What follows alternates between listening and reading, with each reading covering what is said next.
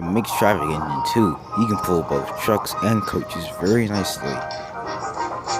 He was smart of his bright red paint, and so was his driver. Everyone says you brighten up their day, James, said his driver. One day, James was posing to the other engines. Look at me, he said. I'm the smartest engine on the line. Rubbish, said Thomas.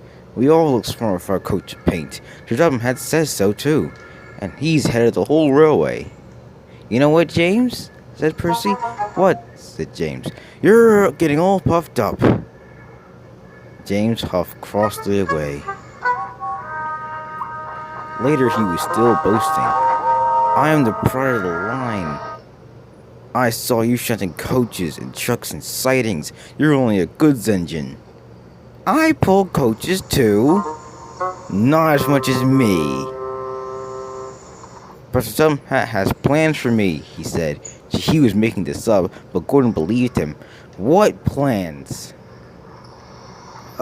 Wait and see. Oh dear, he said. Now what will I do? Later, he saw Thomas showing some very splendid looking coaches. Hello, James, said Thomas. Are those coaches for me? He said hopefully. No, these are for Gordon. I'm shutting your cars next. Just let me uncouple first. But James had plans for Thomas. Actually, Thomas, I'm taking the coaches. Sir Stumphat told me to tell you. What about the cars? Said Thomas. Give them to Gordon, he said. Come on, Thomas, said his driver. Orders are orders, and we must follow them. So James backed down on the coaches and was coupled up and puffed happily away. My plan worked. Gordon puffed up as soon as Thomas was done shunting.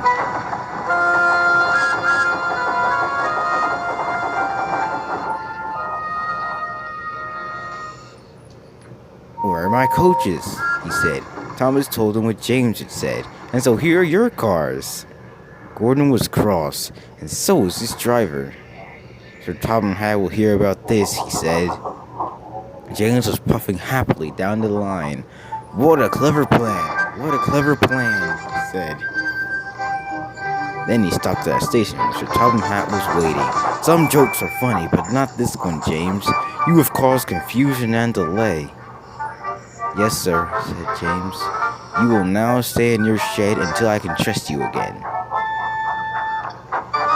The other engines enjoyed teasing James.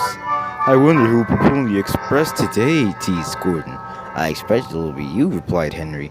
James is stuck in the shed for a month. James felt sad. After a month, he went back to work.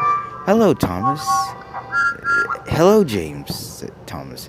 I'm sorry I tricked you. Are these my cars?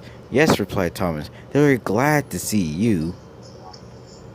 James set to work, shunting cars. He set to work, pushing and pulling them into sidings and taking them.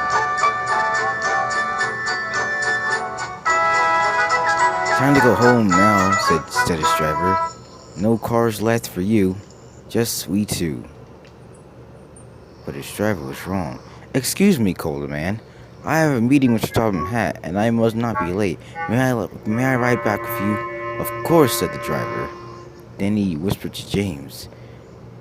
This gentleman is a railway inspector. James was most impressed and very proud. He sat on the line to the Stumphat office.